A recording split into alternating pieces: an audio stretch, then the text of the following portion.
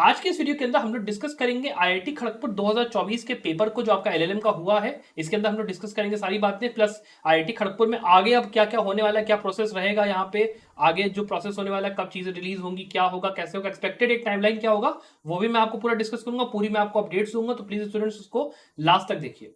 अब हम लोग अगर पेपर को पहले डिस्कस करना शुरू करते हैं तो देखिए यहाँ पे है क्या कि मैं ये बता रहा हूँ आपको बेस्ड अपॉन द एक्सपीरियंस जो मेरे खुद के स्टूडेंट्स ने यहाँ पे पेपर को दिया, उसके बाद मैंने उनसे डिस्कशन करने के बाद ये कहीं ना कहीं एग्जांपल यहाँ पे मैं आपके लिए ला रहा हूँ कि क्या पेपर रहा है और डिफिकल्टी मुझे परसीव कैसी लगी कि कैसे यहाँ पे पेपर लास्ट ईयर के कंपैरिजन में आया है और इस बार क्या कट ऑफ हाई जाएगा, लो जाएगा, कैसे चीजें वर्क करेंगी, मैं आपको पूरा वो डिस्कस करके बताऊंगा। क्योंकि ये पेपर आपको जो होता है सीबीटी बेस में यहाँ पे मिलता आपको है नहीं, तो इसके हिसाब से मैं आपको बता रहा हूँ।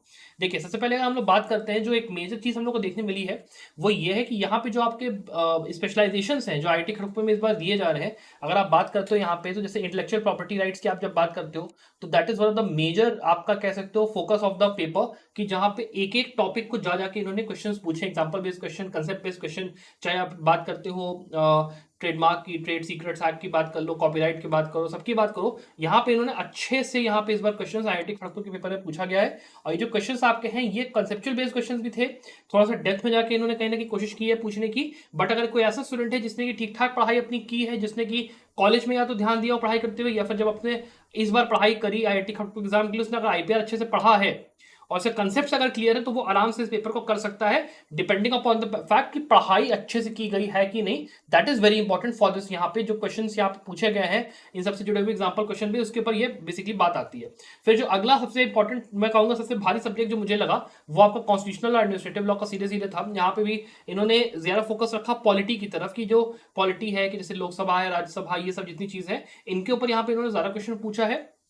जैसे मेनका गांधी के ऊपर जजमेंट एक क्वेश्चन यह पूछा गया था कि कौन सी चीज में कॉन्स्टिट्यूशन में ऐड हुई तो ये ऐसा ऐसा हुआ था, ऐसे क्वेश्चन उन्होंने पूछे। तो इसका जो मेन फंडा ये है कि वहां भी अगर आपने मान लो पॉलिटी अच्छे से पढ़ी है, कंसेप्ट बेस्ड क्वेश्चन आप अगर यहाँ पे आपने ठीक से पढ़े हैं तो आप कर सकते हो। यहाँ पे अगर हम लोग देखें तो रीजनिंग असर्शन बेस्ड क्वेश्चन जो आप यूजुअली मान के चलते हो कि रीजनिंग असर्शन मुझे मिलेगा या बहुत ज्यादा डिफिकल्टी में मैच द फॉलोइंग मिलेगा, बहुत ज्यादा टाइम टेकिंग जो क्वेश्चन पेपर है वो यहाँ पे आप एक्सपेक्ट जो करके चलोगे वो यहाँ पे इन्होंने कहीं ना कहीं नहीं दिया। इन्होंने काफी इस बार जो पेपर दिया है वो कोर सब्जेक्ट्स के अंदर में से दिया है, इन्होंने बहुत ज्यादा फैलाया नहीं कि लाओ ये सब्जेक्ट भी उठा ले, वो सब्जेक्ट भी उठा ले, वो सब्जेक्ट भी उठा ले। जो पिछली बार हुआ था इस बार वैसा नहीं हुआ। इस बार काफी बैलेंस्ड और काफी अच्छा पेपर कहीं ना कहीं आया। अगर मैं इसके आगे डिस्कस करता हूं तो कॉन्ट्रैक्ट एक्ट के अंदर भी ठीक ठाक क्वेश्चन आए थे। इसके अंदर भी से एक क्वेश्चन आया था कि अगर मान लो किसी ने व्हाट्सएप पे थम्स अप भेजा तो उसका क्या उसका वो रहेगा, सब चीजें ये सब इन्होंने पूछा। इसके अलावा लॉ ऑफ टॉर्ट्स के अंदर से भी example based question, illustration based question ठीक ठाक पूछे। जूरिस्प्रूडेंस के अंदर से भी जो क्वेश्चन आए वो भी आपके रीजनेबल सही सही बेसिस पे आए। बहुत ज्यादा मुझे जो मैंने स्टूडेंट से बात की मुझे लगा बहुत कठिन तो नहीं था, रीजनेबल डिफिकल्टी के आसान ठीक ठाक क्वेश्चन थे। सबसे ज्यादा इसके बाद जो फोकस था वो आपका criminal law, IPC, CrPC evidence पे था।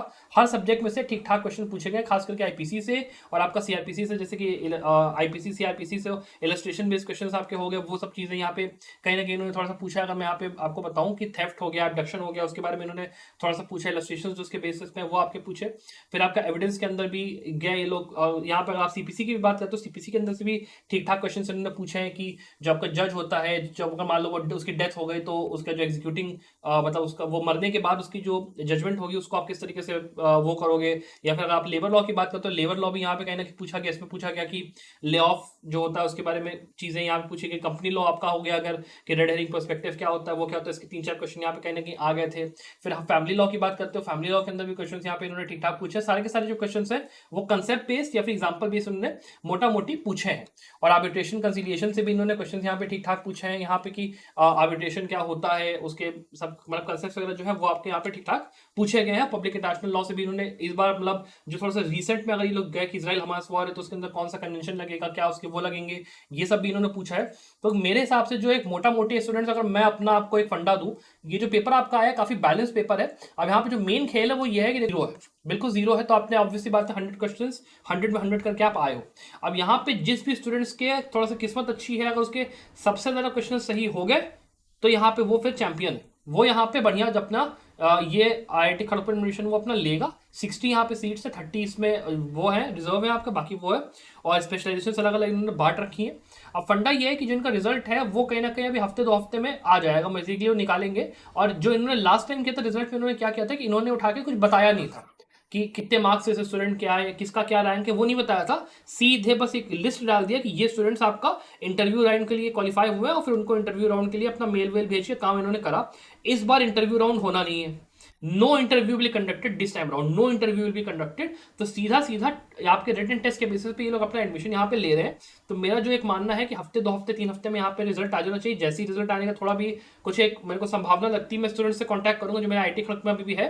अगर कुछ रिजल्ट आने का चांस लगता है तो मैं आपको तुरंत यहाँ पे अपडेट दूंगा कि ऐसे ऐसे रिजल्ट आने का चांस है। वैसे मुझे लगता है हफ्ते 2 हफ्ते में आ जाना चाहिए रिजल्ट यहाँ पे मोटा मोटी। और आपको जो रिजल्ट मिलेगा वो आप ये मत उम्मीद करके चलना कि आपको पूरा प्रॉपर एकदम जो मिलता है कि यार मैं क्वेश्चन पेपर देखा फिर उसके हिसाब से मैं अपना यहाँ पे उसको चैलेंज करूंगा, आंसर प्रोविजनल किया है, वो सब कुछ नहीं होता। सीधे मेरिट लिस्ट आती है, मेरिट लिस्ट के बेसिस पे जाओ, एडमिशन लो, खत्म करो। यहाँ पे यही होने वाला है। यहाँ पे कोई आपका इस बार इन्होंने नोटिफाई करा नहीं है इस चीज का कि यहाँ पे इनका कुछ इंटरव्यू वगैरह होना है। तो जिस भी स्टूडेंट ने उन 100 क्वेश्चंस में सबसे बढ़िया से अटेम्प्ट किया होगा उसका यहाँ पे ये निकलेगा। यहाँ पे बिकॉज नेगेटिव मार्किंग है नहीं, तो इसलिए कह पाना बड़ा कठिन है। और यहाँ पे जो डर एक होता है कि मैं ये क्वेश्चन अटेम्प्ट करूं ये ना करूं, वो यहाँ पे कहीं ना कहीं था नहीं। तो इसका भी बहुत बड़ा फैक्टर यहाँ पे आता है, प्ले होता है इस पूरे एग्जाम को अगर हम लोग देखेंगे उस पॉइंट ऑफ व्यू से।